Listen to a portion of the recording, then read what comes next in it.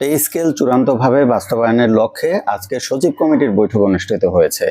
সেই সচিব কমিটির বৈঠকে কি কি তথ্য পাওয়া গিয়েছে, কোন কোন বিষয়ে আলোচনা হয়েছে, সেই বিষয়গুলো নিয়ে আজকে আলোচনা করব। সচিব কমিটিতে পে স্কেল বাস্তবায়ন নিয়ে গুরুত্বপূর্ণ কিছু আলোচনা হয়েছে, যদিও সেই আলোচনাগুলো নিয়ে চূড়ান্ত সিদ্ধান্ত এখনো আসেনি। তবুও সেই আলোচনাগুলো আমাদের সরকারি চাকরিজীবীদের জন্য অত্যন্ত গুরুত্বপূর্ণ এবং প্রয়োজনীয়। সচিব কমিটিতে মূলত আলোচনা হয়েছে পে স্কেলের বেসিকটা কয় ধাপে বাস্তবায়ন করা হবে এবং পূর্ণ পে স্কেলটা কয় ধাপে বাস্তবায়ন করা হবে, মূলত সেই বিষয়গুলো নিয়ে। এছাড়াও আরও কিছু বিষয় আলোচিত হয়েছে। তার মধ্যে পে স্কেলের যে ভাতাগুলো দেওয়া হবে, সেই ভাতাগুলো সরকারি চাকরিজীবীদের মাঝে কিভাবে সমন্বয় করা হবে, সেটিও আলোচিত হয়েছে। তো আসুন সচিব কমিটিতে আজকে যে বিষয়গুলো নিয়ে আলোচনা হয়েছে সেই বিষয়গুলো নিয়ে সংক্ষেপে তুলে ধরি। সচিব কমিটিতে একটা বিষয় নিয়ে আলোচনা হয়েছে, সেটি হলো পে স্কেলে যে বেসিকটা প্রদান করা হবে সেই বেসিকটা কয় ধাপে প্রদান করা হবে। আমরা তো অনেক দিন ধরেই শুনে আসছি যে সচিব কমিটিতে একটা বিষয় নিয়ে আলোচিত হচ্ছে, সেটি হলো পে স্কেল মূলত 3 ধাপে বাস্তবায়ন করা হবে।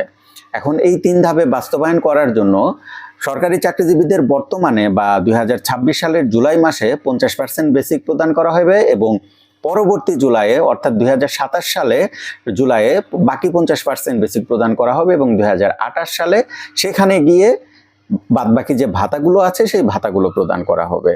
তো এটি এতদিন আমরা জেনে এসেছি, এটি মূলত চূড়ান্তের পর্যায়ে ছিল, কিন্তু সেখানে যখন বাস্তবায়নের প্রসিডিউর নিয়ে আলোচনা হয়েছে সেখানে কিছু জটিলতা দেখা দিয়েছে।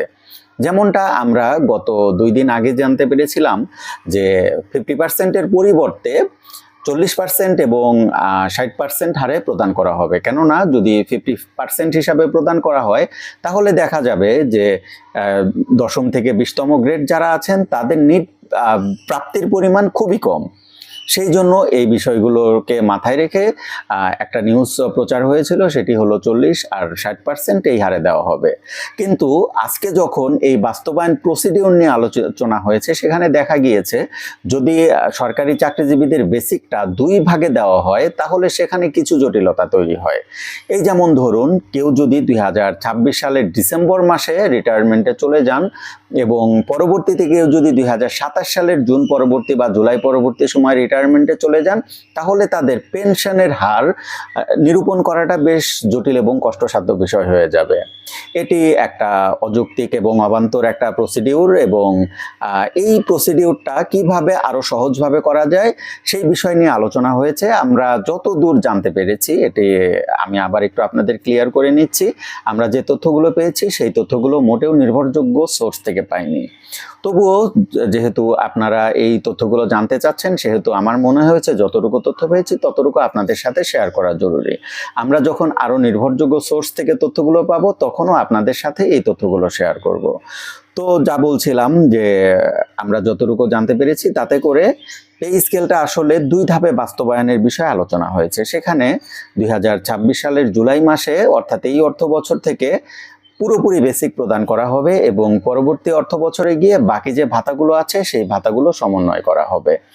যদি পে স্কেলটা এইভাবে বাস্তবায়ন করা হয় তাহলে সেটি যৌক্তিক এবং বাস্তবসম্মত হয়। এছাড়াও যদি পে স্কেলের বেসিকটা ভাগে ভাগে দেওয়া হয় বা ভেঙে ভেঙে দেওয়া হয়, সেই ক্ষেত্রে পে ফিক্সেশন সেটি কিন্তু একটু জটিলতার মধ্যে পড়ে যাবে। এছাড়াও অনেকেই আছেন যে অধিকাংশ বা পুরো রাজস্ব খাতভুক্ত যারা আছেন তাদের বেতন কিন্তু আইবাসের মাধ্যমে হয়।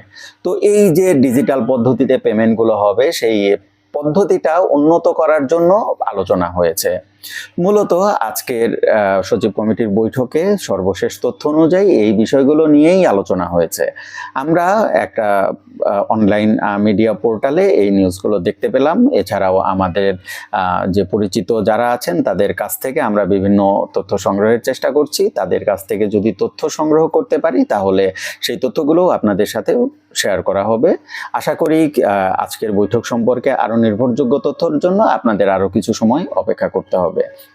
তবে একটা বিষয় যে বর্তমান সরকার এবং পে স্কেল বাস্তবায়ন কমিটি, বিশেষ করে মাননীয় প্রধানমন্ত্রী আর সাথে আমাদের অর্থমন্ত্রী, তারা কিন্তু পে স্কেল বাস্তবায়নের ব্যাপারে যথেষ্ট আন্তরিক এবং তারা চাচ্ছে পে স্কেলটা বাস্তবায়ন হোক।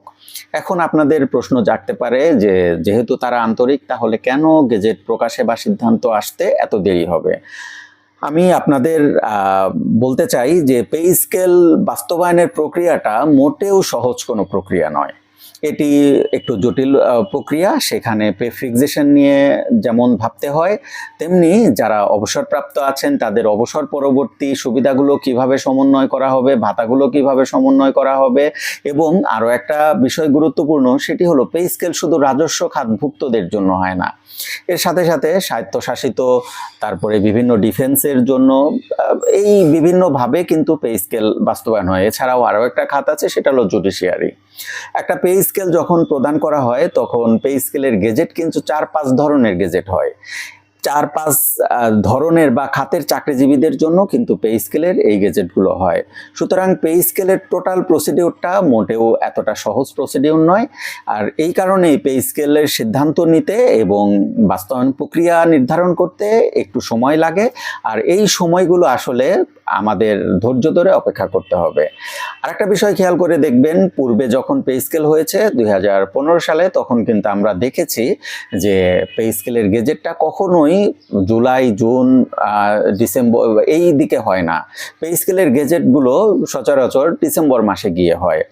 আমরা কালকে একটা সোর্স থেকে জানতে পেরেছিলাম যে পে স্কেলের গেজেট দ্রুতই হয়ে যেতে পারে। আমরা জানি না সেই সোর্সটা কতটুকু সঠিক তথ্য দিয়েছে, তবে পে স্কেলের গেজেট দ্রুত হোক এই আকাঙ্ক্ষা আমাদের প্রতিটা সরকারি চাকরিজীবীরই আছে। আর আমরা পূর্বেও দেখেছি যে পে স্কেলের বাস্তবায়ন প্রক্রিয়া নির্ধারণ করে গেজেট হতে ডিসেম্বর মাস বা নভেম্বর মাস লেগে যায়। আমরা সপ্তম পে স্কেলের ক্ষেত্রেও দেখেছি, অষ্টম পে স্কেলের ক্ষেত্রে একই চিত্রই দেখেছি। আর এর মূল কারণটা হলো পে স্কেলে কতটুকু বরাদ্দ রাখা হবে সেটি নির্ধারণ করা হয় যখন বাজেট পরবর্তী আলোচনা হয়। তখনই আসলে নির্ধারণ করা হয় যে সরকারি চাকরিজীবীদের কতটুকু পে স্কেলের জন্য বরাদ্দ রাখা হবে। তো এই কারণে পে স্কেলের বাস্তবায়নের যে প্রসিডিউর সেটি মূলত শুরু হয় জুন মাসে। আর এই কারণে টোটাল প্রসিডিউর সমাধান করতে এবং সিদ্ধান্ত নিতে আর গেজেটের কাজগুলো পরিচালনা করতে একটু সময় লেগে যায়। এই কারণে গেজেট একটু দেরিতে হয়। তবে আমরা আশা করব এবার, যেহেতু পে স্কেলের আলোচনা অনেক আগে থেকেই হচ্ছিল, পে কমিশন তারা ফেব্রুয়ারি মাসে পে স্কেলের সুপারিশ জমা দিয়েছে, সেহেতু পে স্কেলের গেজেটটা একটু দ্রুত গতিতে সম্পন্ন হবে এবং আমরা যারা সরকারি চাকরিজীবী আছি তারা আগামী জুলাই থেকেই পে স্কেলটা পেয়ে যাবে বা নতুন বেসিক অনুযায়ী আমরা বেতন প্রাপ্য হব। এখন এখানে আর একটা গুরুত্বপূর্ণ বিষয় আছে যে সরকারি চাকরিজীবীদের, বিশেষ করে যারা 11তম থেকে 20তম গ্রেড আছেন, তাদের বেসিকের পার্থক্য কিন্তু খুবই কম। এই কারণে তাদের বেসিকের পার্থক্য যেন একটা মডারেট লেভেলে হয় এবং ন্যূনতম বেসিক সেটিও যেন 20,000 টাকা বহাল রাখা হয়, এই প্রত্যাশা রাখছি সরকারের প্রতি। এখন সরকারের আর্থিক অবস্থা বিবেচনায় অবশ্যই সরকার সিদ্ধান্ত নিবে এবং যে সিদ্ধান্ত নিবে আমরা সেই সিদ্ধান্তকেই সাধুবাদ জানাবো।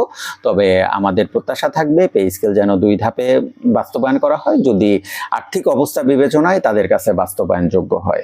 তো বন্ধুরা, আজকের ভিডিও এতটুকুই। আর আজকের বৈঠকের সঠিক তথ্য আমরা যখন জানতে পারবো ঠিক সেই মুহূর্তেই আপনাদের কাছে সেই তথ্যগুলো শেয়ার করব বা আপনাদের কাছে তুলে ধরব। সবাই ভালো থাকবেন। আসসালামু আলাইকুম।